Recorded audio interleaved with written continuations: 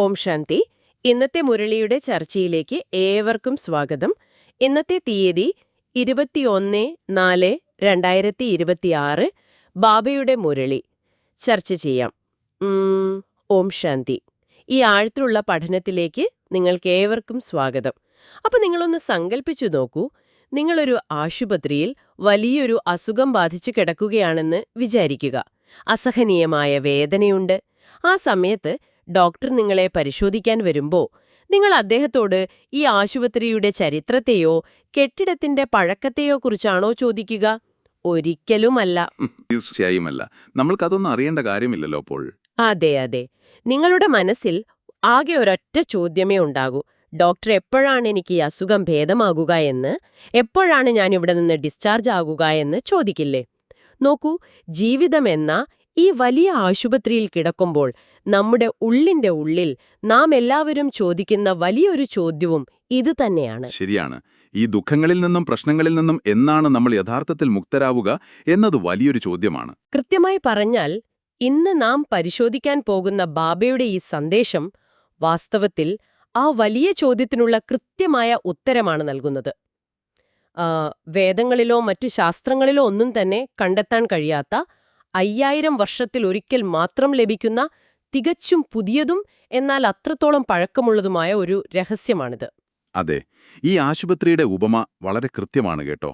കാരണം നമ്മൾ സാധാരണയായി നമ്മുടെ ജീവിതത്തിൽ അന്വേഷിക്കുന്ന പരിഹാരങ്ങളെല്ലാം ഒരു പ്ലാസ്റ്റർ ഒട്ടിക്കുന്നത് പോലുള്ള വളരെ ചെറിയ കാര്യങ്ങളാണ്, താൽക്കാലികമായ പരിഹാരങ്ങൾ.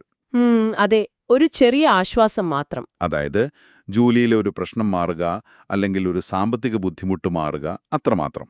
എന്നാൽ ഇവിടെ ബാബ നൽകുന്നത് ഒരു പരിധിയില്ലാത്ത ശാശ്വതമായ ഒരു ഉത്തരമാണ്. ഈ ലോകം തന്നെ വാസ്തവത്തിൽ സുഖത്തിന്റെയും ദുഃഖത്തിന്റെയും വളരെ കൃത്യമായ ഒരു വലിയ നാടകമാണെന്ന് ബാബ പറയുന്നു. വാവ്, അതൊരു വലിയ കാഴ്ചപ്പാടാണ്. നമുക്ക് ഭാവിയിൽ വരാനിരിക്കുന്ന സ്വർഗത്തെക്കാളും പ്രയോജനപ്രദമായ സമയം വാസ്തവത്തിൽ ഇപ്പോഴത്തെ ഈ സംഗമയുഗമാണ്. അതായത് പഴയതിനും പുതിയതിനുമിടയിലുള്ള ഈ മാറ്റത്തിന്റെ സമയം. സംഗമയുഗം എന്ന് പറയുമ്പോൾ ഈ ട്രാൻസിഷൻ പീരീഡ് അല്ലേ? അതെ, കൃത്യമായിട്ട്. കാരണം ഈ സമയത്താണ് നമ്മൾ ആരാണ് എന്ന വലിയ സത്യം നാം തിരിച്ചറിയുന്നത്. ലോകത്തിലുള്ള മനുഷ്യരെല്ലാവരും ഭഗവാനെ വിളിച്ചുകൊണ്ടിരിക്കുന്നുണ്ട്, അന്വേഷിച്ചുകൊണ്ടിരിക്കുന്നുണ്ട്. എന്നാൽ അവർക്ക് യഥാർത്ഥത്തിൽ അറിയില്ല ആരെയാണ് വിളിക്കുന്നതെന്ന്. ശരിയാ, ഇരുട്ടിൽ തപ്പാണ് അവരെല്ലാവരും. പക്ഷേ നിങ്ങൾക്ക്, ഈ അറിവ് കേൾക്കുന്ന നിങ്ങൾക്ക് ഇപ്പോൾ ആ യഥാർത്ഥ വെളിച്ചം ലഭിച്ചിരിക്കുകയാണ് എന്ന് ബാബ ഓർമ്മിപ്പിക്കുന്നു. ശരി, നമുക്കിതൊന്ന് വിശദമായി പരിശോധിക്കാം.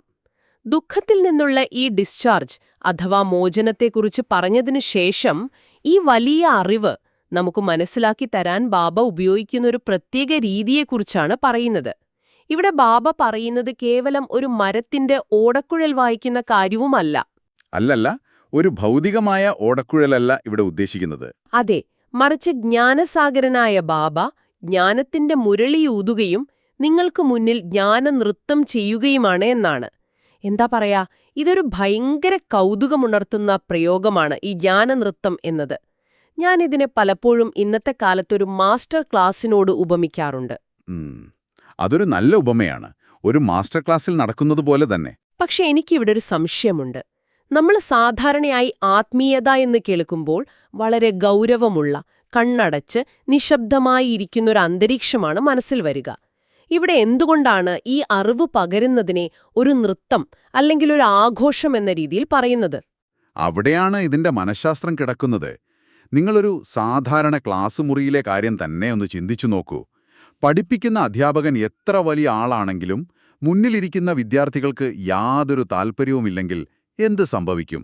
അവര് വെറുതെ ഉറക്കം തൂങ്ങിയിരിക്കും അല്ലേ? അതെ, അവർ ഉറക്കം തൂങ്ങിയിരിക്കുകയാണെങ്കിൽ ആ അധ്യാപകന്റെ ഊർജ്ജം മുഴുവൻ ചോർന്നുപോകും. അദ്ദേഹം കേവലം കാര്യങ്ങളൊരു പുസ്തകം വായിക്കുന്നത് പോലെ പറഞ്ഞു തീർത്തു പോകും. എന്നാൽ മുന്നിലിരിക്കുന്ന കുട്ടികൾ വളരെ ആകാംക്ഷയോടെ കണ്ണുകൾ വിടർത്തിയിരിക്കുകയാണെങ്കിലോ? അപ്പോൾ അധ്യാപകനും ഭയങ്കര ആവേശമാകും. തീർച്ചയായും. ഇടയ്ക്ക് ആഹാ, എന്തു മനോഹരമായ അറിവാണിത് എന്ന് പറഞ്ഞ ആവേശത്തോടെ കുട്ടികൾ ഇരിക്കുകയാണെങ്കിലേ ആ അധ്യാപകനിൽ നിന്ന് ഏറ്റവും മികച്ച അറിവുകൾ തന്നെ പുറത്തുവരും. അദ്ദേഹം ശരിക്കും ആ ക്ലാസ് ആസ്വദിക്കും. ഓ, അപ്പോ അതാണ് ഈ ജ്ഞാനനൃത്തം കൊണ്ട് ഉദ്ദേശിക്കുന്നത്? കൃത്യമായിട്ട് ബാബ ഇവിടെ പറയുന്നത് അതാണ്. കേൾക്കാൻ അതിയായ താൽപ്പര്യമുള്ള കുട്ടികൾക്ക് മുന്നിൽ ഈ ജ്ഞാനനൃത്തം വളരെ മനോഹരമായിരിക്കും. താൽപ്പര്യമില്ലാത്തവർക്ക് മുന്നിൽ അത് തികച്ചും സാധാരണ രീതിയിലാകും. നിങ്ങൾ ഈ അറിവിനോട് എത്രത്തോളം ആഴത്തിലുള്ള താൽപ്പര്യം കാണിക്കുന്നുവോ അത്രത്തോളം വലിയ രഹസ്യങ്ങൾ നിങ്ങൾക്ക് ലഭിച്ചുകൊണ്ടിരിക്കും. മനസ്സിലായി. അപ്പോൾ നമ്മൾ കൊടുക്കുന്ന ഊർജ്ജമാണ് നമുക്ക് തിരികെ ലഭിക്കുന്നത് എന്ന് ചുരുക്കം. പക്ഷെ ഇവിടെ ഏറ്റവും ആകർഷകമായി എനിക്ക് തോന്നിയ മറ്റൊരു കാര്യം കൂടിയുണ്ട്. നമ്മൾ ഈ ജ്ഞാനത്തെ ഒരു വലിയ ഉത്തരവാദിത്തമായിട്ടോ അല്ലെങ്കിൽ നമ്മൾ നിർബന്ധമായും ചെയ്തിരിക്കേണ്ട ഭയപ്പെടുത്തുന്നൊരു കടമയായിട്ടോ അല്ല കാണേണ്ടത്. അതെ, ഒരു ഡ്യൂട്ടിയായിട്ടല്ല ചെയ്യേണ്ടത്. അതെ, മറിച്ച് ഇതൊരു ഹോബി അഥവാ നമ്മൾ ആസ്വദിച്ചു ചെയ്യുന്ന ഒരു ശീലമായി മാറ്റാനാണ് ബാബ പറയുന്നത്. എന്താണ് ആ ഹോബി എന്ന് ചോദിച്ചാൽ, സദാ ബാബയെ ഓർമ്മിക്കുക. അതോടൊപ്പം തന്നെ തികച്ചും അലൗകികമായ കർമ്മങ്ങൾ ചെയ്തുകൊണ്ട് ഈ സത്യസത്യമായ കഥ മറ്റുള്ളവരെ കേൾപ്പിക്കുക. വളരെ ശരിയായ പോയിന്റാണിത്. പക്ഷേ എനിക്ക് തോന്നുന്നത് ഒരു ആത്മീയ കാര്യത്തെ എങ്ങനെയാണ് ഒരു ഹോബി എന്ന് വിളിക്കാൻ കഴിയുക എന്നാണ്. കാരണം എന്താ പറയാ, ഹോബി എന്ന് പറയുമ്പോൾ പാട്ടുപാടുന്നതോ സ്റ്റാമ്പ് ശേഖരിക്കുന്നതോ പോലുള്ള കാര്യങ്ങളല്ലേ നമ്മൾ ചിന്തിക്കാറുള്ളത്. അവിടെയാണ് നാം ഹോബി എന്ന വാക്കിന്റെ യഥാർത്ഥ അർത്ഥം എന്താണ് എന്ന് നോക്കേണ്ടത്. നമുക്ക് യാതൊരുവിധ പ്രതിഫലേച്ഛയുമില്ലാതെ, ആരും നമ്മളെ നിർബന്ധിക്കാതെ നമുക്ക് തന്നെ സന്തോഷം തരുന്നതുകൊണ്ട് നാം സ്വമേധയാ ചെയ്യുന്ന ഒരു കാര്യമാണ് ഹോബിയല്ലേ? അതെ അതെ, അതിൽ വേറെ ആരുടെ നിർബന്ധമില്ല. അതുകൊണ്ട് തന്നെ അതിൽ സമ്മർദ്ദങ്ങളില്ല, ക്ഷീണമില്ല. ഈ ആത്മീയ യാത്രയൊരു ഭാരമായി, അയ്യോ എനിക്കിന്നിരുന്ന് യോഗം ചെയ്യണമല്ലോ, എനിക്കിന്ന് ഈ അറിവ് മറ്റുള്ളവർക്ക് പറഞ്ഞു കൊടുക്കണമല്ലോ എന്നൊരു ടാസ്കായി കണ്ടാൽ അതിലൊരിക്കലും മുന്നോട്ടു പോകാൻ കഴിയില്ല. ശരിയാ, അതൊരു ഭാരമായി മാറും പെട്ടെന്ന് തന്നെ. പകരം മറ്റുള്ളവർക്ക് ഈ സന്തോഷം പങ്കുവയ്ക്കുന്നതും ഈ സേവനവും ചെയ്യുന്നത് നിങ്ങളുടെ ഏറ്റവും പ്രിയപ്പെട്ട വിനോദമായി, ഒരു ആത്മീയ ഹോബിയായി മാറുമ്പോൾ അത് വളരെ സ്വാഭാവികമായി മാറും. അപ്പോൾ ഈ ജ്ഞാനനൃത്തം കൂടുതൽ കൂടുതൽ ആവേശകരമായി തീരും. മനസ്സിലായി. അപ്പോൾ ആസ്വദിച്ച് ചെയ്യുക എന്നതാണ് പ്രധാനം. ഇനിയാണ് കാര്യങ്ങൾ ശരിക്കും രസകരമാകുന്നത്.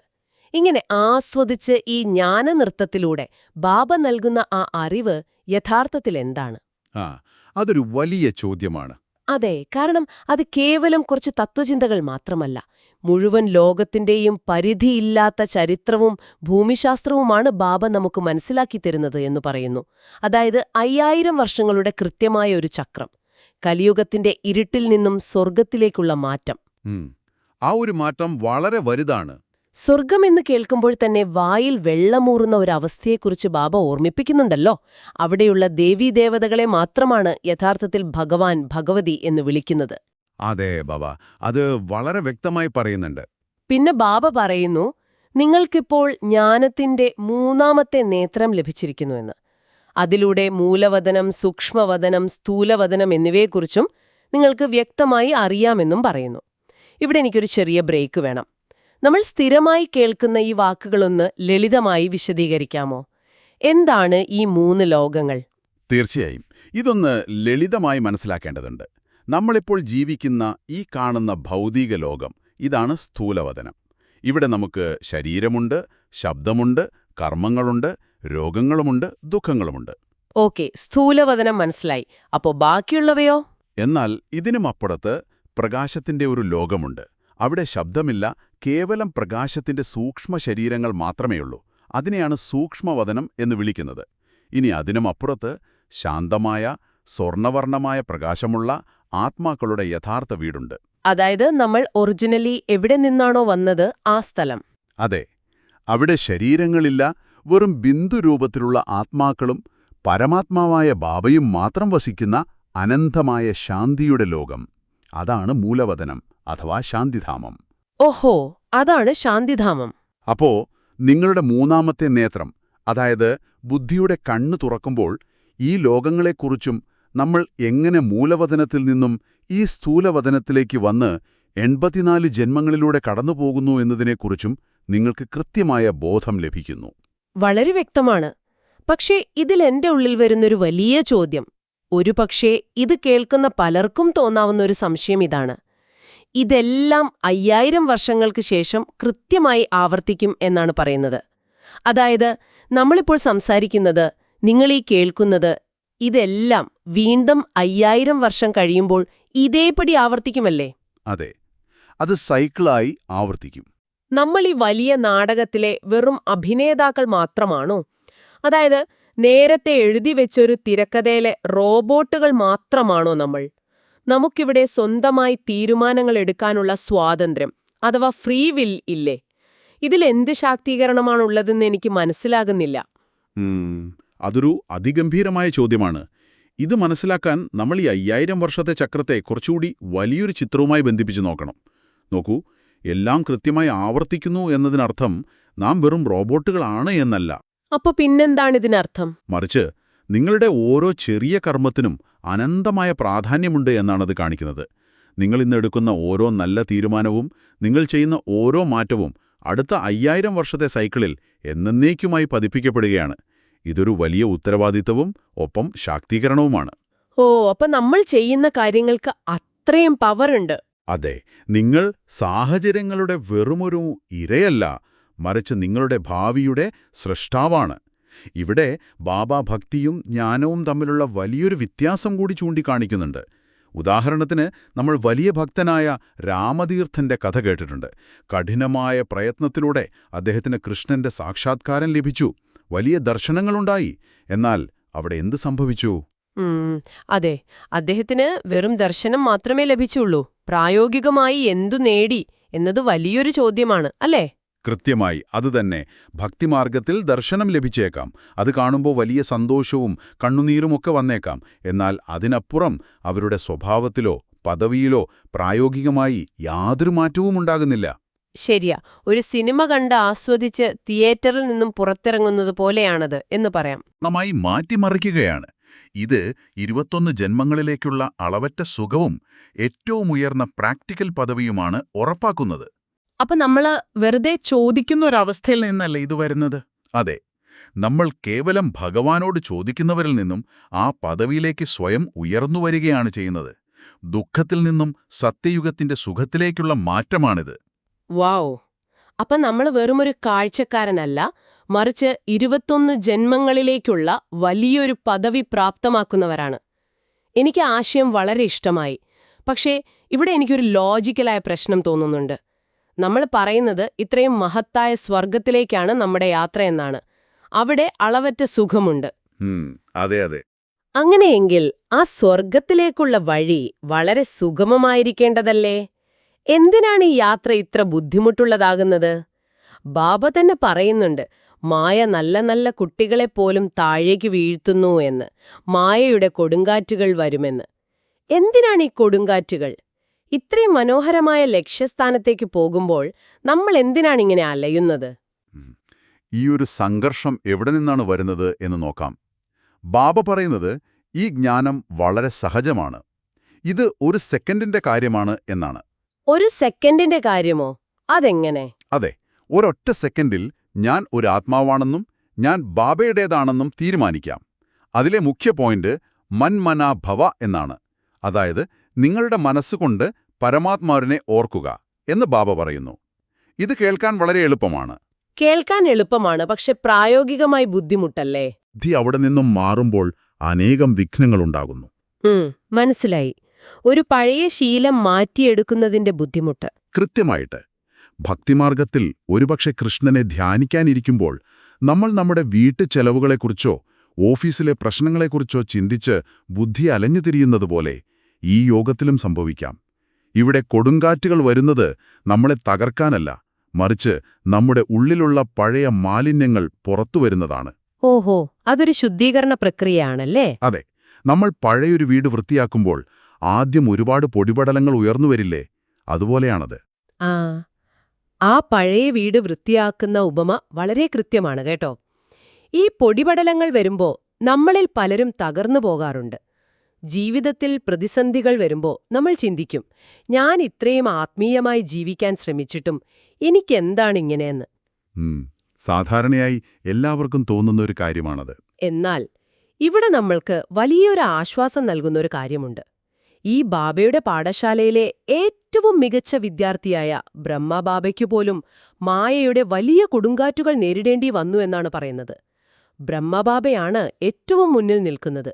അതിനാൽ മായയുടെ കൊടുങ്കാറ്റുകൾ ഏറ്റവും കൂടുതൽ വരുന്നത് ബ്രഹ്മബാബയുടെ അടുത്തേക്കാണ്. അതെ, അത് സത്യമാണ്. അപ്പോൾ സാധാരണക്കാരായ നമ്മൾക്ക് വരുന്ന ചെറിയ ചെറിയ കൊടുങ്കാറ്റുകളെക്കുറിച്ചോർത്ത് വിഷമിക്കേണ്ട കാര്യമേ ഇല്ല അല്ലേ? തീർച്ചയായും. ഈ പരീക്ഷണങ്ങളെ നമ്മൾ എങ്ങനെയാണ് മറികടക്കുക എന്നതാണ് അടുത്ത ചോദ്യം. വെറുതെ ജ്ഞാനം കേൾക്കുന്നതുകൊണ്ട് മാത്രം അത് മാറില്ല. നിരന്തരമായ ഓർമ്മയിലൂടെ അഥവാ യോഗത്തിലൂടെ മാത്രമേ നമ്മുടെ ഉള്ളിലെ വികർമ്മങ്ങൾ, അതായത് കഴിഞ്ഞ കാലത്തെ നെഗറ്റീവ് കർമ്മങ്ങളുടെ ഭാരം വിനാശമാകുകയുള്ളൂ.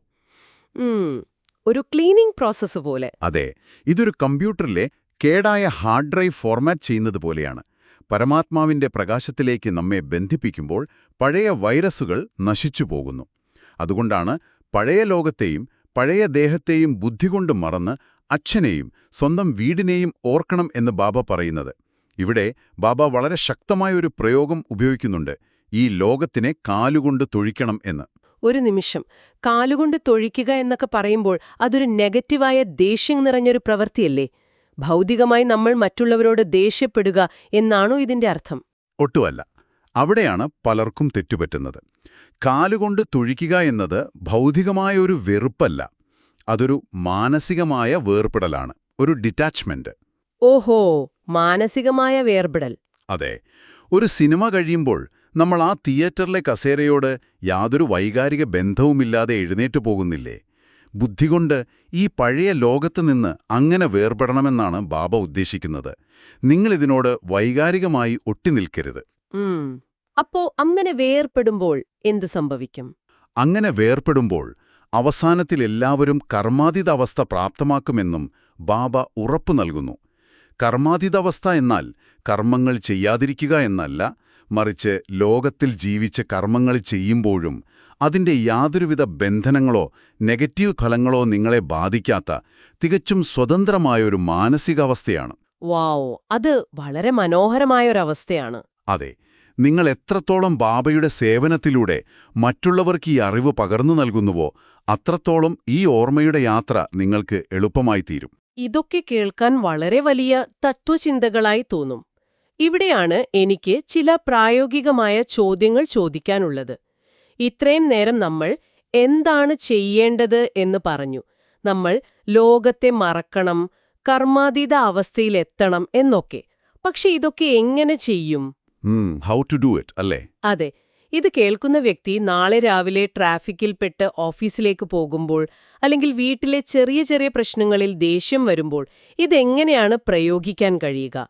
മായയുടെ കൊടുങ്കാട്ടുകളെ അതിജീവിച്ച് ദൈനംദിന ജീവിതത്തിൽ ഉറച്ചു നിൽക്കാൻ ബാബ നൽകുന്ന നിർദ്ദേശങ്ങൾ എന്തൊക്കെയാണ്? ബാബ അതിന് വളരെ കൃത്യമായ നിർദ്ദേശം നൽകുന്നുണ്ട്. ഉദാഹരണത്തിന് ബാബ പറയുന്നു, നമ്മൾ ബാബ്ദാദയുടെ ഹൃദയ സിംഹാസനധാരിയാകണം.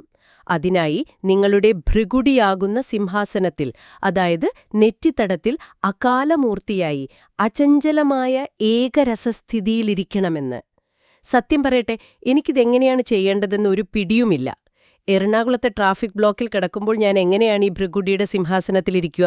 വളരെ ന്യായമായ ചോദ്യമാണ്. എന്താ പറയാ, ഇതൊരു ഫിസിക്കലായ ഇരിപ്പല്ല എന്നാദ്യം മനസ്സിലാക്കുക.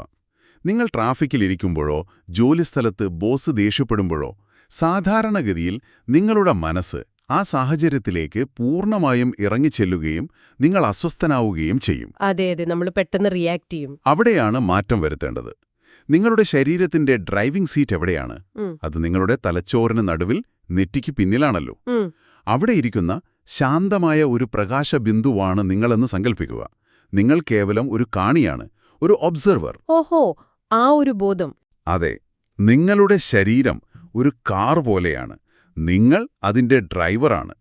പുറത്തു നടക്കുന്ന കാര്യങ്ങൾ കാറിന്റെ വിൻഷീൽഡിലൂടെ നിങ്ങൾ കാണുന്നു. പക്ഷേ നിങ്ങൾ ആ കാറല്ല. ഇതാണ് ബ്രിഗഡിയാകുന്ന സിംഹാസനത്തിലിരിക്കുക എന്ന് പറയുന്നത്. ആ ഒരു മാറ്റം നിങ്ങളുടെ ഉള്ളിൽ സംഭവിക്കുമ്പോൾ പുറമേയുള്ള ബഹളങ്ങൾ നിങ്ങളുടെ ഉള്ളിലെ ശാന്തിയെ ഇളക്കില്ല. ഇതിനെയാണോ ബാബ ഏകരസസ്ഥിതി എന്ന് വിളിക്കുന്നത്? അതെ, അതെ. അതിനെയാണ് ഏകരസസ്ഥിതി എന്ന് ബാബ വിളിക്കുന്നത്. അതായത് എന്ത് സംഭവിച്ചാലും ഒരേ ശാന്തമായ മാനസികാവസ്ഥയിലിരിക്കുക. വാവ്, അത് വളരെ കൃത്യമായൊരു വിശദീകരണമാണ് കേട്ടോ. ഞാനൊരു കാറല്ല, ഞാൻ ഈ ശരീരമാകുന്ന കാറിലിരിക്കുന്ന വെറുമൊരു ഡ്രൈവറാണ് എന്ന് ചിന്തിക്കുമ്പോൾ തന്നെ ആ ഒരകലം നമുക്ക് ലഭിക്കുന്നുണ്ട്. ഇത് നിലനിർത്താൻ ഇന്നത്തെ മുരളിയിലെ സ്ലോഗൻ കൂടി സഹായിക്കുമെന്ന് തോന്നുന്നു.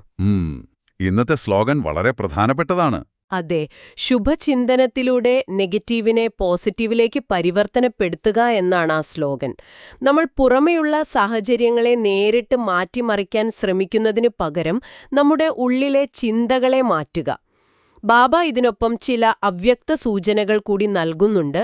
നിങ്ങൾ മഹാനാകുന്നതിന് മധുരതയും വിനയവും വേണം. ശരിയാണ്, മധുരത വളരെ അത്യാവശ്യമാണ്. ബ്രഹ്മബാബ കുട്ടികളിൽ നിന്ന് പ്രധാനമായും ആഗ്രഹിക്കുന്നത് സദാ മുഖത്ത് ആത്മീയതയുടെ ഒരു പുഞ്ചിരിയുണ്ടായിരിക്കണം. അതുപോലെ വായിൽ നിന്ന് സദാ മധുരമായ വാക്കുകൾ മാത്രമേ വരാവൂ എന്നാണ്. ഒരു വാക്കുപോലും മധുരമല്ലാത്തതായി ഉണ്ടാകരുത്. എനിക്ക് തോന്നുന്നത് നമ്മൾ ആ സിംഹാസനത്തിലിരിക്കുകയാണെങ്കിൽ ഈ പുഞ്ചിരി വളരെ സ്വാഭാവികമായി വരുമെന്നാണ്, അല്ലേ? അതെ, കൃത്യമായി പറഞ്ഞാൽ അത് നിങ്ങളുടെ ആത്മീയ പദവിയുടെ ഒരു തെർമോമീറ്റർ പോലെയാണ്. നിങ്ങൾ ശരിക്കും ഏകരസസ്ഥിതിയിലാണോ ഇരിക്കുന്നത് എന്നതിന്റെ തെളിവ് നിങ്ങളുടെ മുഖത്തെ ആ പുഞ്ചിരിയും വാക്കുകളുടെ മധുരവുമാണ്. ഉള്ളിലെ അവസ്ഥ പുറത്ത് കാണാം. അതെ, നിങ്ങൾ ഉള്ളിൽ സംഘർഷത്തിലാണെങ്കിൽ അത് നിങ്ങളുടെ വാക്കുകളിൽ പ്രതിഫലിക്കും. കൂടാതെ നിങ്ങളുടെ മനസ്സിനും ബുദ്ധിക്കും സദാ ദയാമനസ്കതയും മറ്റുള്ളവർക്ക് നൽകണമെന്ന ദാതാവിന്റെ ഭാവനയും ഉണ്ടായിരിക്കണം. നിങ്ങൾ എല്ലാവർക്കും ശാന്തിയും സ്നേഹവും വിതരണം ചെയ്യുന്ന ഒരു ആത്മീയ ദാതാവായി മാറണം. അപ്പോൾ മാത്രമാണ് നിങ്ങൾ ഓരോ ചുവട്ടിലും ഫോളോ ഫാദറാവുന്നത്. വളരെ ഗഹനമായ കാര്യങ്ങളാണ് നാം ഇന്ന് ചർച്ച ചെയ്തത്. നിങ്ങളുടെ ഉള്ളിലെ അറിവിന്റെ തോത് അളക്കുന്നത് നിങ്ങളുടെ വാക്കുകളിലൂടെയും ആത്മീയ പുഞ്ചിരിയിലൂടെയുമാണ് എന്നത് വലിയൊരു തിരിച്ചറിവാണ്. ശരി, നമുക്കൊന്ന് സംഗ്രഹിക്കാം. ആദ്യമായി, ഈ ലോകത്തിന്റെ വെറുമൊരു നിമിഷത്തിലല്ല നാം നിൽക്കുന്നത്, മറിച്ച് 5000 വർഷത്തെ വലിയ സൈക്കിളിന്റെ ഏറ്റവും പ്രധാനപ്പെട്ട സംഗമയുഗത്തിലാണ് നാം എന്നത് നാം മനസ്സിലാക്കി. അതെ, നമ്മൾ ഈ ലോകമാകുന്ന നാടകത്തിലെ വളരെ പ്രധാനപ്പെട്ട അഭിനേതാക്കളാണ്. രണ്ടാമതായി, ആ യാത്രയിൽ മായയുടെ കൊടുങ്കാറ്റുകൾ വരുമെന്നറിഞ്ഞുകൊണ്ട് തന്നെ അതിൽ പതറാതെ നിങ്ങളുടെ പഴയ വികർമ്മങ്ങളെ ഇല്ലാതാക്കാൻ മന്മനാഭവ അഥവാ ബാബയുടെ നിരന്തരമായ ഓർമ്മ പരിശീലിക്കുക. മൂന്നാമതായി, പ്രായോഗിക ജീവിതത്തിൽ ഭൃഗുടിയാകുന്ന സിംഹാസനത്തിൽ അചഞ്ചലമായിരുന്ന് സദാ ആത്മീയ പുഞ്ചിരിയും മധുരമായ വാക്കുകളും നിലനിർത്തുക. ബാബ ഉറപ്പു നൽകുന്നു, ഈ പഴയ ദുഃഖങ്ങൾ മാറി നിങ്ങളുടെ സുഖത്തിന്റെ ദിവസങ്ങളിതാ വരികയാണ്. അതെ, പൂർണ്ണമായ സത്യം അതാണ്. ആ സുഖത്തിന്റെ ദിനങ്ങളെക്കുറിച്ചുള്ള അവബോധം എപ്പോഴും നിങ്ങളെ നയിക്കണം. ഇതിനർത്ഥം ലോകം മുഴുവൻ മാറാൻ നിങ്ങൾ കാത്തിരിക്കണം എന്നല്ല. നിങ്ങളുടെ ഉള്ളിലെ ലോകം ഇന്നേ മാറിക്കഴിഞ്ഞു. ഈ അറിവിലൂടെ നിങ്ങളുടെ ബുദ്ധിയെ സദാ സമ്പന്നമാക്കി വയ്ക്കുക എന്നതാണ് നമ്മൾ ചെയ്യേണ്ട യഥാർത്ഥ പുരുഷാർത്ഥം. തീർച്ചയായും. ഇന്ന് ഈ ചർച്ച അവസാനിപ്പിക്കുന്നതിന് മുമ്പ് ഇത് കേൾക്കുന്ന നിങ്ങൾക്ക് സ്വന്തമായി ചിന്തിക്കാൻ വളരെ ശക്തമായൊരു ചോദ്യം കൂടി ഞാൻ നൽകുകയാണ്. ഒന്ന് ചിന്തിച്ചു നോക്കൂ. ബാബ പറയുന്നത് പോലെ ഈ പഴയ ലോകം നശിച്ചുകൊണ്ടിരിക്കുന്ന, ഏതു നിമിഷവും ഇടിഞ്ഞു വീഴാവുന്ന പഴയൊരു കെട്ടിടം മാത്രമാണെന്നും നിങ്ങളുടെ യഥാർത്ഥ വീടും ശാശ്വതമായ സുഖവും മറ്റൊരിടത്താണെന്നും നിങ്ങൾക്ക് പൂർണ്ണ ബോധ്യമുണ്ടെങ്കിൽ ഇന്ന് നിങ്ങൾക്ക് നിങ്ങളുടെ ജീവിതത്തിൽ നേരിടേണ്ടി വരുന്ന ചെറിയ പ്രതിസന്ധികളോടും ചുറ്റുമുള്ള ആളുകളുടെ മോശം പെരുമാറ്റത്തോടും നിങ്ങൾ എങ്ങനെയായിരിക്കും പ്രതികരിക്കുക? നല്ലൊരു ചോദ്യമാണിത്. ഇടിഞ്ഞു വീഴാൻ പോകുന്ന കെട്ടിടത്തിലെ ഒരു ചെറിയ വിള്ളലിനെ ചൊല്ലി നിങ്ങൾ വഴക്കുണ്ടാക്കുമോ? ഇല്ല. ഈ പഴയ ലോകത്തെ ബുദ്ധികൊണ്ട് മറന്ന് എല്ലാത്തിൽ നിന്നും മാറി നിൽക്കുന്ന ഒരു ഒബ്സർവറായി, വെറുമൊരു കാഴ്ചക്കാരനായി മാത്രം ഇന്നത്തെ നിങ്ങളുടെ ദിവസത്തെ നോക്കിക്കാണാൻ നിങ്ങൾക്ക് സാധിക്കുമോ? ഇന്നതൊന്ന് പരീക്ഷിച്ചു നോക്കൂ. ഈ ആഴത്തിലുള്ള ചർച്ചയിൽ പങ്കുചേർന്നതിന് എല്ലാവർക്കും നന്ദി. നാളെ വീണ്ടും കാണാം. ഓം ശാന്തി.